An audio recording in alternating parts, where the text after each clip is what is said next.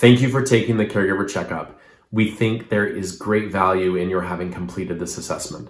Certainly, we appreciate the information that you've shared with us and the expanding picture that it paints for us and those we serve in the community for caregivers. But we also know there is great benefit for you. In fact, we've proven again and again that there is great instructional value in just having answered those questions and been reflective during the survey instrument. Let's take some time to look back across your answers that you've either received by email or completed on paper. Pause this video for a moment and find those answers, either the prints that you have made from the PDF or the email we sent as you took it online.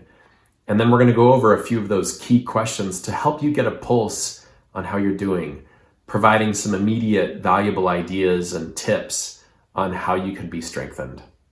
You can pause now.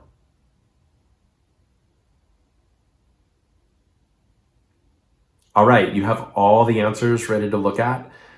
All of these questions on the survey are important in really assessing your health, wellness, and resilience as a caregiver, and in identifying gaps that you can fill. The quick checkup is a subset of the complete one. So all of the questions on the quick checkup are also on the longer complete version. In this video, we're going to look at 5 key questions on both versions that give you a pulse on how you're doing with some ideas on how to get stronger in those areas. You can stop the video and write notes as we go along the way. The first of the 5 key questions is under Caregiver Physical Health, which asks about your food choices. How did you rate your overall food choices? Terrible, poor, fair, good, or excellent? Now we know we only gave you 5 answers to select from. We didn't ask specifics like the balance of your macronutrients, your fats, carbs, and proteins. We didn't ask you about your sugar intake or your portion size or a variety of other things that we need to know to make a really clear, detailed plan. But the old adage that you are what you eat is truer than you think. And when it comes to the stretched lives of caregivers, nutrition is essential, and clear steps for improvement are covered in more detail in this course. For now, maybe you already know how some of the foods that you eat can affect your mood, the clarity of mind you have, and of course, your energy levels. Planning ahead and knowing a few go-to foods can make a big difference in your overall health. So consider making your first goal to do something you already know will make a difference. For example, eliminate added sugars, or drink more water, add vegetables or fiber-rich foods as a snack, or something else that you know will improve your nutrition, mood, and energy. Planning ahead to have it ready for your own specific needs. For me, I call it my crash stash, and I have to have it nearby when I know I'm ready for a snack so that I don't make a poor choice and I keep fueling my body well. The second question of these 5 we're reviewing is also under Caregiver Physical Health, and it's asking you about your average hours of sleep per night. How many hours do you average?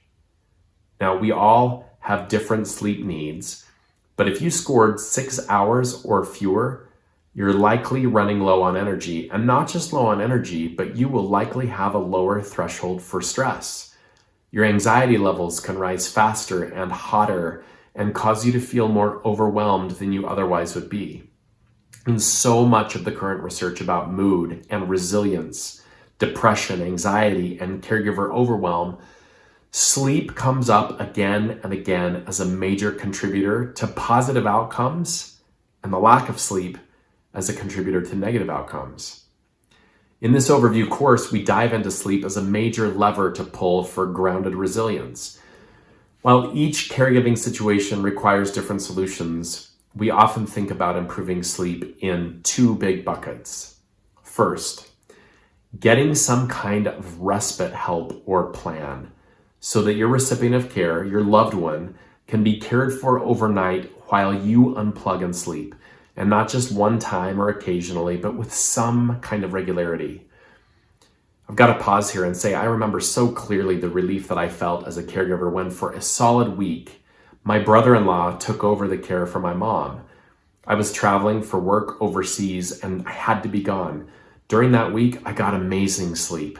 that was completely refreshing and renewing. And it taught me that I needed to get help in that way more often from additional people. I remember another time, that same period, when a cousin came to stay with my mom for a couple of nights, and she brought a simple audio baby monitor so that she could know if there was concern. And then when I returned and started using that same monitor, I felt so much relief not to have to be on edge.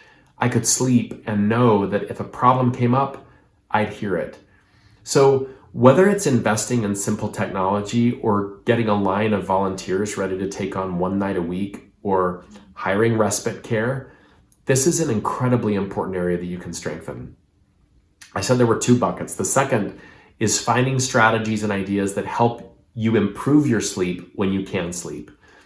So in our course, we dive into that with more detail. Our research has shown that having steady, repeatable routines for bedtime, making sure the temperature, the lighting, the sound of your sleep area is conducive to sleep, removing devices or electronic or media stimulation, using white noise, all of that can be helpful.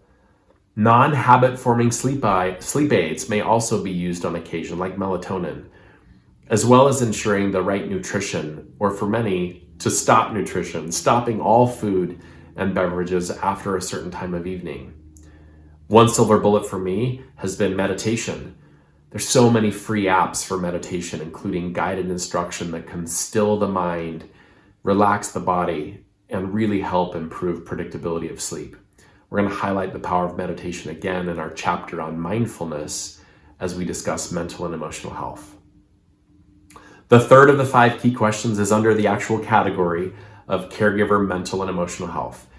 This question asks you to describe the level of irritation, anger, or resentment that you feel. Where are you on this scale? We all know that being a caregiver can be rewarding and stressful. But in all honesty, it's not just plain stressful. It can be one of the most stress-provoking experiences of your life. In my many years of knowing caregivers and working with them, asking them about their experiences, so many of them who look back on their caregiving experience after completing that part of their lives reflect that it was one of the hardest, most uphill battles they've ever fought. And so it's not surprising that when this question is asked, describe the level of irritation, anger, or resentment you feel, a majority of answers are moderately, quite, or extremely irritated, angry, or resentful. Our first thought here, this is okay. We're not alone. And we need to acknowledge these feelings and face them, and do so with understanding, with perspective, and with a load of self-compassion. Most caregivers have incredibly noble motivations. So many of them are selfless, yes, but that doesn't mean that they, including you, will not run face to face with feelings of irritation, anger, or resentment. Caregiving can get really messy. So can the rest of life. And we've got to figure out ways to care for ourselves. Be honest and confess our feelings, and then turn toward them with gentleness. Guilt is in that family of feelings. Guilt can be overwhelming for caregivers who are doing so very much and yet feel that it's never enough. So we're going to talk more about that in this course. Guilt is not very productive. It has a purpose when it causes us to truly need change or improvement or accountability for our actions. But when we're giving all that we can reasonably be expected to give, based on what we're juggling in our lives, we've got to figure out a way to let go of unproductive guilt. There are many strategies to help here with all of these feelings and emotions, including much of what we've already said concerning physical health, because, by the way, the mind-body connection is real. Getting help from trusted loved ones, or from a therapist or caregiver support group, in person or online, all of that helps with mental and emotional health. And as I've referenced, we believe mindfulness is a tremendous approach to this situation. We've hinted that we have a mindfulness chapter in the course, which we believe many caregivers will find incredibly helpful. Just as we need a plan to remain physically healthy, we need a plan to remain emotionally and mentally balanced. The fourth key question is located under the category of caregiver, social, and family health. And it asks you to describe your level of loneliness or isolation in your caregiving role.